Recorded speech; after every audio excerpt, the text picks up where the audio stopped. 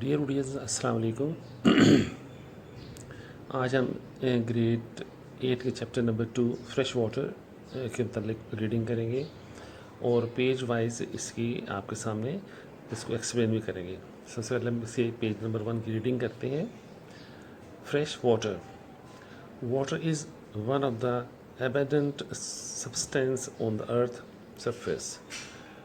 A casual glance at, at a world map might make you think that the earth has enough water to meet the need of the people. All oceans cover 70% of the earth's surface. In fact, 97.5% of the water is found in the oceans. But ocean's water cannot be used by living things because it has salt in it. The salt has to be removed before it can be used by living things. Fresh water makes up to 2.5% of the earth's water, but most of the fresh water cannot be used because it is locked as ice, mainly near the North Pole, South Pole, and in glaciers. In fact, only 1.5% of the Earth's fresh water is available for the living things. It means for all the water available in the world, only 0.0045% of the water is available for living things. Thus, the water that may seem to be abundant in nature is actually in very limited supply. With such a limited supply, you may wonder why we don't run out of water. The reason being that water is being renewed continuously. The water cycle. Most of the fresh water on the earth's surface is found in moving water and it's standing water, rivers, streams, and springs, and moving water, ponds, lakes, swampy, and waterlands are standing water. जो तो ऐसे होता है कि जो water cycle है इसमें पानी मूविंग होता है और स्टैंडिंग होता है। मूविंग में जैसे कि आपको पता है रिवर्स में होता है, स्ट्रीम्स में होता है, स्प्रिंग्स में होता है। इसी तरह स्टैंडिंग वाटर जो होता है वो पॉन्ड्स में, लेक्स में, स्वैम्पी में और वेटलैंड जो होती हैं। अब हम पढ़ते हैं कि वाटर साइकिल कैसे होती है। वाटर साइकिल में जो सबसे पहला जो अमल होता है, जो सबसे पहला वो ये होता है कि उसको हम कहते हैं इवेपोरेशन। एवेपोरेशन क्या होती है कि जो first step of the water involve उसमें एनर्जी, सूरज की एनर्जी। ये जो एनर्जी है ये जो पानी ज़मीन के ऊपर मुख्तलिफ जगहों पर मौजूद होता है उसको वाटर वेपर्स में या गैस में चेंज करती है। इस जो गैस में चेंज करने का या वेपर्स में चेंज करने का जो अमल है उसको हम एवेपोरेशन कहते हैं। और ये उसी तरीके से प्लांट्स में से भी होती है, एनिमल्स में से भी होती है, और ये जो सिलसिला है ये चलता रहता है। और ये एवेपोरेशन जो है वो दरियाओं में भी होती है और समुद्रों में भी होती है। इसका जो दूसरा हिस्सा है वो है कंडेंसेशन। ये दूसरा स्टेप है वाटर साइकिल का। कंडेंसेशन में होता क्या है कि जब ये जो कंडेंसेशन होती है, ये जो पानी में चेंज, जब पानी चेंज होता है, गैस में चेंज होता है, तो वो उसके बाद गैस में चेंज होने के बाद वो जब फ़ज़ा में चला जाता है तो वो कूल होता है, ठंडा हो जाता है। इसके ठंडे होने से जब हवा ऊपर की तरफ, इसको सरफेस की ऊपर की तरफ, अर्थ के ऊपर की तरफ लेके जाती है, तो ये जो वार्म एयर होती है, जो ज़मीन से हवा ऊपर की तरफ जाती है, ये जो वाटर वेपर्स होती हैं इनको ज़्यादातर ठंडा कर देती है। और इस तरीके से इन ड्रॉपलेट्स के जो हैं वो क्लाउड्स बनते हैं। हम अगले सफ़े की रीडिंग करते हैं। तीसरा जो स्टेप है वो है precipitation. During the third step of the water cycle, the water returns to the earth in the form of rain, snow, or hail. This process is called precipitation. Precipitation occurs when the water droplets that form clouds become too numerous and too heavy to remain floating in the air, Water then falls to the earth in the form of rain, snow, or hail. After the water falls to the earth, some of the water returns to the atmosphere through evaporation. Then the cycle begins again. As a result of the water cycle, the earth's supply of fresh water is continuously renewed. Some of the remaining water that is returned to the earth may run off into the ponds, lakes, streams, and ocean, and some may soak into the ground and become groundwater. तो तीसरा अमल जो है वो है बादल बनने के बाद उन बादलों का दोबारा ड्रॉपलेट्स में चेंज होना और उसके बाद ज़मीन में बारिश, बर्फ़बारी या यालाबारी जिसे हम ओले भी कहते हैं उसके ज़रिए उसको ज़मीन पे आना। इस तरीके से होता है कि जब ये बहुत ज़्यादा फ़िज़ा में जब ये इकट्ठे हो जाते हैं क्लाउड्स, तो क्लाउड्स में कुछ इतने ज़्यादा ड्रॉपलेट्स इकट्ठे हो जाते हैं और वो इतने हैवी होते हैं कि वो उनका फ़िज़ा में बरकरार रहना मुश्किल होता है। तो इस तरीके से वो जो फ्लोटिंग एयर में फ्लोटिंग कर रहे होते हैं वो पानी की शक्ल इख्तियार कर जाते हैं और वो ज़मीन पे गिरते हैं, पानी की शक्ल में भी गिरते हैं, यानी बारिश की शक्ल में भी, बर्फ़ की शक्ल में भी और ओलों की शक्ल में भी। और ये जो सिस्टम है वो चलता रहता है और एटमॉस्फेयर थ्रू जैसे ही ज़मीन पे बारिश होती है, पानी आता है, बर्फ़ गिरती है या ओले गिरते हैं तो दोबारा एवेपोरेशन का अमल शुरू हो जाता है, धूप निकलती है, हीट होती है और इस हीट के साथ ही जनाब दोबारा से एवेपोरेशन का अमल शुरू हो जाता है।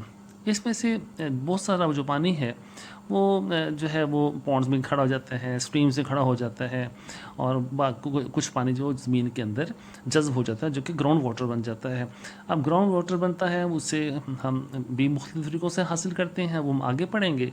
लेकिन ये जो स्ट्रीम्स में पॉन्ड्स में पानी खड़ा होता है इसमें से बहुत सा पानी ऐसा होता है जो एवेपोरेशन के ज़रिए और जो है वो दोबारा वाटर साइकिल का अमल शुरू कर देता है। जी बच्चों, अब हम पढ़ते हैं forms of fresh water, frozen water को। जैसे कि हम पहले इसकी रीडिंग कर चुके हैं कि नॉर्थ और साउथ पोल में जो है वो हर वक्त बर्फ़ जमी रहती है, बर्फ़ पड़ती रहती है और वहाँ पे जो टेम्परेचर है वो इतना कम होता है कि वो बर्फ़ मेल्ट ही नहीं होती। लेकिन ऐसा होता है कि जब एक सीज़न में बर्फ़ पड़ती है तो वो जो दूसरा सीज़न आता है और उस बर्फ़ के ऊपर जब बर्फ़ पड़ती है तो उसके प्रेशर से जो बर्फ़ के अंदर के जो क्रिस्टल्स होते हैं, जो नीचे बर्फ़ होती है, जो पिछले साल की बर्फ़ होती है, वो क्रिस्टल्स आपस में स्क्विज़ कर जाते हैं, आपस में मिल जाते हैं और वो बर्फ़ की शक्ल इख्तियार कर देते हैं। ये फ्रोज़न जो वाटर है, ये जो नॉर्थ और साउथ पोल में, ये उसका 2% पानी फ्रेश वाटर जो है वो हमें अवेलेबल है। दूसरा है कॉन्टिनेंटल ग्लेशियर्स। पोलर रीजन में अब हमने देखा कि ये जो बर्फ़, क्योंकि वहाँ पे बहुत ज़्यादा टेम्परेचर ज़्यादा होता है, फ्रीज़ यानी जो फ्रीजिंग पॉइंट है उससे भी 40-45 माइनस में होता है, तो वो जो है वो वहाँ पे बर्फ़ आमतौर पे जमी रहती है। जब ये जो थिक शीट्स होती हैं, ये जो कॉन्टिनेंटल ग्लेशियर्स कहलाती हैं, ये बहुत ज़्यादा एरिया में फैली हुई होती हैं और ये कई सौ कई हज़ार मीटर थिक होती हैं, मोटाई इनकी इतनी ज़्यादा होती है। एरिया में कवर भी बहुत करती हैं लेकिन इनकी मोटाई भी बहुत ज़्यादा होती है। और अब हम आपको ये बता दें कि ये जो बहुत सारे एरिए हैं यहाँ पे जिसको हम ग्रीनलैंड कहते हैं और इसके अलावा अंटार्कटिका, ग्रीनलैंड का 80% यानी ये इतनी बड़ी चौड़ाई में, लंबाई में और मोटाई में होती हैं कि अंटार्कटिका का 80% जो है वो 90% जो है वो इससे कवर है, आइस से कवर है और जो है ग्रीनलैंड है इसका 80% जो है वो रकबा जो है वो इस शीट के साथ कवर है। वैली ग्लेशियर्स, ये जो वैली ग्लेशियर्स होते हैं ये पहाड़ों के दरमियान से होते हुए जो है ये माउंटेन से होते हुए जो है वो ढलवान की तरफ चलना शुरू हो जाते हैं। ये चैनल ऐसा बनता है कि ये उसी रूट पे ये ग्लेशियर्स जो हैं, जो वैली ग्लेशियर्स जो हैं वो मूव करते हैं, जिससे कई सौ सालों से, कई हज़ारों सालों से पहले से जो है वो ग्लेशियर्स वो मूव करते हैं, और वो ट्विस्ट करते हुए उन एरियाज़ में से, उन जगहों में से जहाँ से पहले ग्लेशियर्स निकलते रहते हैं, वो वहाँ से मूव करते हैं नीचे की तरफ। अब ये जो पानी का वेट होता है, ये जो इसका अपना बर्फ़ का वेट होता है, ये जब ये मूव करते हैं, ये मुख्तलिफ पहाड़ों के साथ टकराते हैं, तो ये ग्लेशियर जो है वो आहिस्ता आहिस्ता टूटना शुरू हो जाते हैं। ये जो वेरी ग्लेशियर्स होते हैं, इसमें जो है, क्योंकि ये टूटना शुरू हो जाते हैं, तो ये पानी की शक्ल इख्तियार करते हैं, और ये पानी जो है जो ये बहुत ही सूदमंद होता है, इसको हम मेल्ट वाटर कहते हैं, यानी टूटने के अमल से या आपस में पहाड़ों के टकराने के अमल से जो पानी पैदा होता है, इसको हम मेल्ट वाटर कहते हैं। और ये पानी बहुत साफ़ सुथरा होता है, और लोग इसको पीने के लिए इस्तेमाल भी करते हैं। आइसबर्ग्स, कॉन्टिनेंटल ग्लेशियर्स जब बहुत बहुत बड़े होते हैं, और ये जब टकराते हैं मुख्तलिफ़ चीज़ों से, तो इनके मुख्तलिफ छोटे छोटे चंक्स बन जाते हैं, टुकड़े बन जाते हैं, और ये चंक्स जो हैं, ये जो है ना ग्लेशियर्स जो है वो समंदर की तरफ जो है वो चलना शुरू कर देते हैं, ड्रिफ्टिंग करते हैं, यानी समंदर की तरफ निकल जाते हैं। ये जो लार्ज चंक्स होते हैं, इनको हम आइसबर्ग्स कहते हैं। इनके अंदर ज़्यादा फ्रेश वाटर होता है, और ये कोशिश की जा रही है कि ये जो आइसबर्ग्स बनते हैं, ये क्योंकि समंदर के ऊपर मूव करते हैं मुख्तलिफ डायरेक्शंस के ऊपर, तो ये कोशिश की जा रही है कि इनकी डायरेक्शन जो है वो उन इलाकों की तरफ करी जाए जहाँ पे पानी की अशद ज़रूरत है। रनिंग वाटर, ये जो दरियाओं और नदियों का जो पानी होता है, ये बड़ा इम्पोर्टेंट सोर्स ऑफ वाटर है, और ये वाटर जो है ये बारिश से हमें हासिल होता है, और इसके अलावा जो स्नो मेल्ट होती है पहाड़ों से, आहिस्ता आहिस्ता वो मुख्तलिफ अवामिल से, मुख्तलिफ तरीक़ों से गुजरने के बाद वो पानी की शक्ल इख्तियार कर देती है, और जो पानी एवापोरेट नहीं होता, वो पानी जो है वो रिवर्स में और स्ट्रीम्स में आ जाता है, और ये जो है वो रिवर्स और स्ट्रीम का जो पानी होता है, ये बहुत ज़्यादा तेज़ बारिश से, और जो बर्फ़ पिघलती है, उससे जो पानी हासिल होता है दरियाओं और नदियों में, इस पानी को हम सरफेस रन ऑफ वाटर कहते हैं। तो ये अच्छा, ये सरफेस रन ऑफ वाटर जो है, ये बहुत अहम है, और ये सबसे ज़्यादा इंसान की ज़रूरतों के लिए इस्तेमाल होने वाला पानी है। लेकिन इसके मूवमेंट में कुछ चीज़ें जो हैं वो प्रॉब्लम पैदा करती हैं।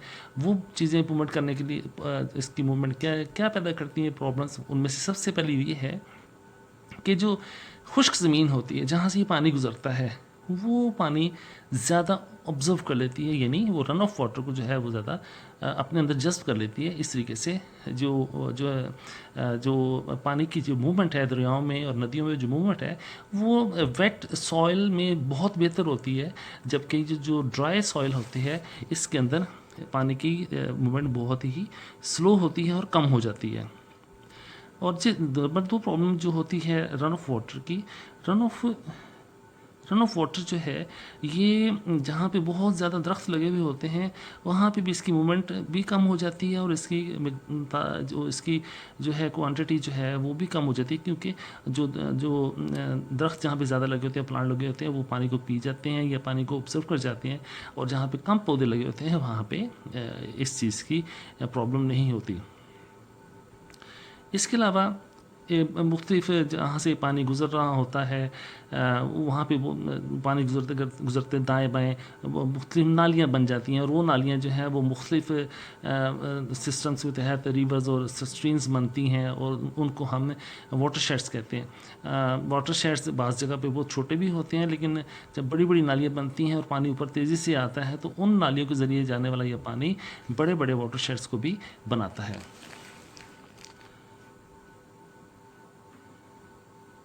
ये जो पानी जो होता है, जो स्पीड से आता है और जो दरियाओं में तेज़ी से जाता है, ये इसकी जो यूज़फुलनेस है वो फ्रेश वाटर की वो सबसे ज़्यादा है। रिवर्स जो होते हैं वो जो तेज़ी से मूव करते हैं, वो जो है वो उनमें ट्रैवलिंग की जो स्पीड क्योंकि बहुत ज़्यादा होती है, इसलिए वो यूज़फुल भी होते हैं, और जो जो दरिया जिनमें पानी की मूवमेंट की रफ्तार स्लो होती है वो पानी ज़्यादा बेहतर भी नहीं होता और वो पीने के काबिल भी नहीं होता और वो बहुत ज़्यादा इंसानी सेहत के लिए यूज़फुल भी नहीं होता। जी बच्चों, अब हम जो पानी स्टैंडिंग वाटर है उसके बारे में पढ़ेंगे। स्टैंडिंग वाटर से मुराद ये है कि ऐसा पानी जो ना दरिया की तरह बहता है ना नदी की तरह बहता है। ये खड़ा पानी होता है और ये पानी जो है ये बनता दरियाओं नदियों से ही है, बारिशों से बनता है, जो बर्फ़ मेल्ट होती है उससे बनता है, लेकिन ये एक जगह पे पानी खड़ा हो जाता है। और ये जो स्टैंडिंग वाटर है इसकी दो किस्में हैं, लेक्स एंड पॉन्ड्स। लेक्स यानी नदियाँ और पॉन्ड्स यानी तालाब हम इसे कह सकते हैं। अच्छा, लेक्स जो होते हैं, लेक्स में ये जब पानी मुख्तलिफ तरीक़ों से बारिश के ज़रिए, मेल्टिंग स्नो के ज़रिए और दरियाओं के ज़रिए या आबशारों के ज़रिए पानी मूव कर रहा होता है तो रास्ते में कोई अगर रुकावट आ जाए, यानी पानी को आगे अगर गुजरने का रास्ता ना मिले तो वो आहिस्ता आहिस्ता जगह पानी से भरना शुरू हो जाती है। भरती भरती भरती ये बहुत बड़ी एक पानी की जगह बन जाती है जहाँ पे पानी खड़ा होता है। और क्योंकि पानी को आगे जाने का रास्ता नहीं मिलता इसलिए यहाँ पे ये पानी खड़ा रहता है। और नदियाँ जो हैं ये यानी लेक्स जो हैं ये आमतौर पे बड़ी होती हैं और इनकी गहराई भी यानी पानी भी इनमें बहुत ज़्यादा होता है।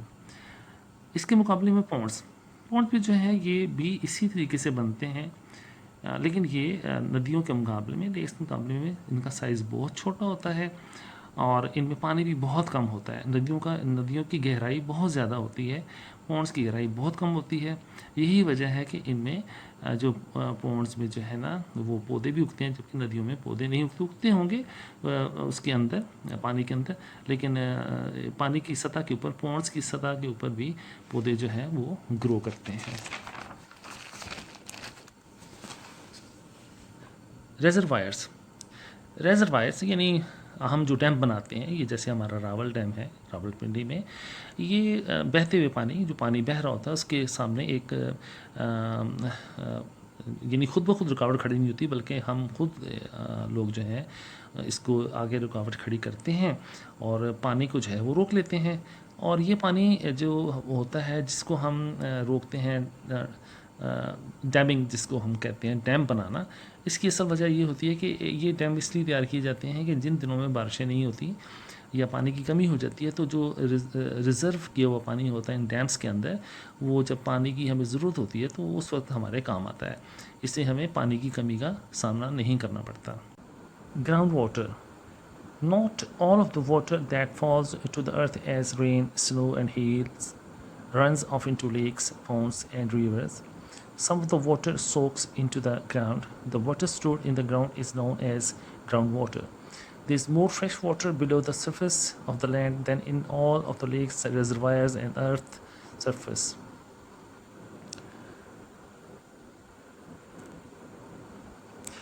As water seeps down, it passes through layers of rocks and soils that allow it to move quickly. Material through which water can move quickly is described as permeable. The material such as clay which doesn't allow water to pass quickly is known as impermeable. Underground zones. Groundwater continues to move downwards through permeable rocks and soil until it reaches an impermeable layer of rocks. This underground region, in which all the pores are filled with water, is called the zone of saturation. Above the water-filled zone, the ground is not as wet. Pores in the soil and rocks are mostly filled with air. This drier region, in which the pores are filled with air, is called the zone of aeration. The surface between the zone of saturation and the zone of aeration is an important boundary. It marks the level below which the ground is saturated or soaked with water. This level is called the water table. The level of the water table may be vary from place to place. The place where there are large bodies of water, the level of the water table may be closer to the surface. In dry areas such as deserts, the level of the water table may be very deep under the surface. अब हम इसकी translation करते हैं कि जो बारिश होती है या जो स्नोफॉल होती है या जो पानी आसमान से ज़मीन पे आता है, वो सारा का सारा नदी और दरियाओं में नहीं बहता, बल्कि ज़मीन के अंदर भी वो जज़्ब हो जाता है। और ये वो पानी होता है जो ज़मीन के नीचे स्टोर हो जाता है। हम इसे अंडरग्राउंड वाटर कहते हैं या ग्राउंड वाटर कहते हैं।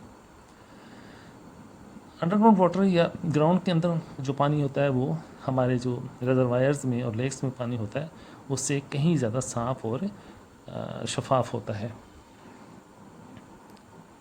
जैसे ही पानी ज़मीन में से सीप करना शुरू करता है, ज़मीन में जाना शुरू करता है, तो वो रॉक्स और ज़मीन जो इसको आसानी के साथ पानी को नीचे जाने देती हैं, इसको परमिएबल जो है वो लैंड कहते हैं। और वो लैंड जो पानी को नीचे नहीं जाने देती, इसको इनपरमिएबल लैंड कहा जाता है। अब हम परमिएबल और इनपरमिएबल जो लेयर्स हैं उसके मुताबिक पढ़ेंगे कि उसमें होता कैसे है। अंडरग्राउंड जोन्स जो ग्राउंड वाटर जो सीप करता है, ज़मीन की तरफ जाता है और वो सीप करता हुआ इन पेरिबल एरिया से, रॉक से, सॉइल से होता हुआ जब वो उस तह तक पहुँचता है, यानी परमिएबल लेयर और रॉक्स पे जिससे नीचे पानी नहीं जा सकता, उस जगह को सैचुरेशन कहते हैं, उस जोन को। यानी ऐसा जोन जिससे नीचे पानी नहीं जा सकता, वहाँ पानी आके रुक जाता है, उसे जोन ऑफ सैचुरेशन कहते हैं। ये जब जोन फिल हो जाता है तो उसके ऊपर का जो एरिया होता है, जितनी पानी के ऊपर के एरिया, वो खुश्क होता है, वो वेट नहीं होता। उसके जो मिट्टी है या जो रॉक्स हैं वो उसके अंदर हवा भरी हुई होती है। ये जो ड्रायर रीजन है जिसमें मिट्टी में और वहाँ पे रॉक्स के अंदर हवा भरी हुई होती है, एयरेशन जोन कहते हैं। ये जो एयरेशन जोन होता है ये बहुत इंपॉर्टेंट होता है। देखें, एक वो सतह है जिसको हम सैचुरेशन कह रहे हैं, यानी सैचुरेशन से मुराद जहाँ पे पानी है। एयरेशन वो एरिया है जहाँ पे पानी नहीं है बल्कि वो खुश्क जगह है। इस दोनों जगहों की अफादियत अपनी जगह है। यानी जब हम ये पता चलाना चाहते हैं कि पानी ज़मीन के अंदर कितना डीप है, तो इन दोनों तहों से, यानी सैचुरेशन से, एयरेशन से हमें पता चल जाता है कि पानी की गहराई कितनी है। यानी पानी की गहराई ज़मीन के अंदर बाज़ औक़ात ऐसे एरियाज़ भी होते हैं जहाँ पे कई फुट यानी डिगिंग करने के बाद या कुआं खोदने के बाद वहाँ पानी निकल आता है। और कई ऐसे एरियाज़ भी होते हैं जैसे डेजर्ट्स में, वहाँ पे सैकड़ों फुट नीचे जो है वो जब वेल को जो है खोदा जाता है या डिगिंग की जाती है तो तब भी पानी नहीं निकलता। तो ये जो सैचुरेशन है या एयरेशन जो है, ये एयरेशन जो है ये ऐसी जगह है जिससे हम आसानी से अंदाज़ा लगा सकते हैं कि पानी की सतह ज़मीन के अंदर कितनी गहराई में पानी मौजूद है। एक्वाफर्स से मुराद ये है कि पानी जब ज़मीन के अंदर जाता है बारिश का या नदी नालों का या बर्फ़ मेल्ट होने का, तो वो एक ख़ास जगह पे जाके रुक जाता है, जैसे कि हम पहले पढ़ चुके हैं, इम्परमिएबल रॉक्स के पास जाकर रुक जाता है। जब वो वहाँ पे रुक जाता है तो पानी जो है वो उस जगह से दाएं बाएं मूव करना शुरू कर देता है। यानी वो लेयर आगे जहाँ से नीचे पानी नहीं जा सकता, तो पानी जो है वो उस लेयर से चारों तरफ मूव करना शुरू कर देता है। और ये ग्राउंड वाटर जो है, ये एक्वाफर्स जो है, ये एक सोर्स ऑफ ग्राउंड वाटर है। वो ऐसे होता है कि हम कुआं खोदते हैं, आपको मालूम है कि हम कुआं खोदते हैं, और जब हम कुआं खोदते हैं तो वहाँ पे जो होल बनता है वहाँ पे एक पॉन्ड बन जाता है, यानी तालाब सा बन जाता है। वहाँ से हम पानी निकालते हैं।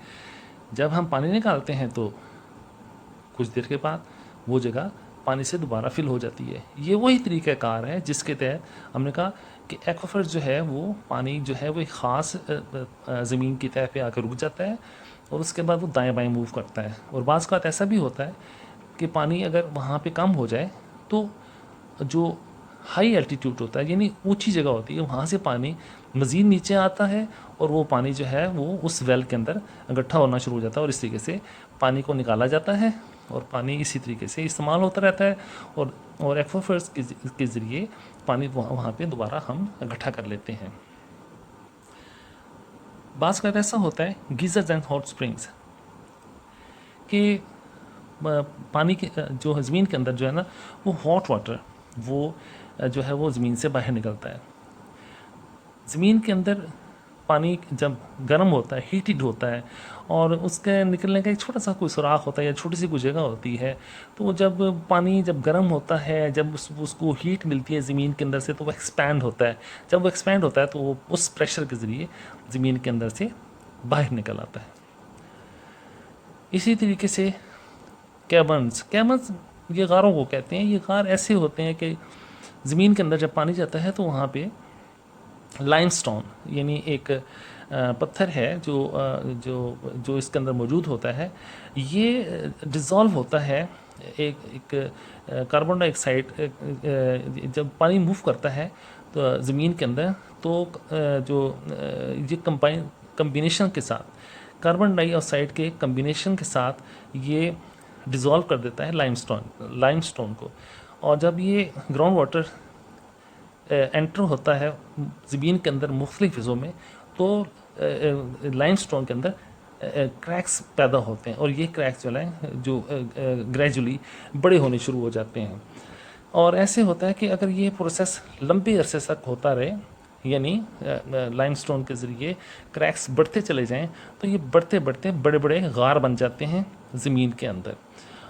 ये आपने ज़रूर सुना होगा गार होते हैं बड़े बड़े गार इतने बड़े गार बन जाते हैं कि जिसमें से एक इंसान भी आसानी के साथ गुज़र सकता है। तो प्यारे बच्चों ये आज हमने जो आपके सामने हमने लेसन पढ़ा फ्रेश वाटर के हवाले से इंतहाई दिलचस्प था। मुझे यकीन है कि आपको मेरी बहुत सी बातें समझ आ गई। कुछ नहीं भी समझ आया होगा। अगर आपको नहीं समझ आया तो आप मुझसे मेरे मोबाइल पे रब्ता कर सकते हैं, स्कूल विज़िट कर सकते हैं। मैं इंशाल्लाह ताला आपको जो चीज़ें समझ नहीं आई वो मैं आपको समझाने की भरपूर कोशिश करूँगा। हमारी वीडियोस को लाइक कीजिए और हमारे चैनल को सब्सक्राइब कीजिए। Thank you very much. अल्लाह हाफ़िज़। पाकिस्तान ज़िंदाबाद।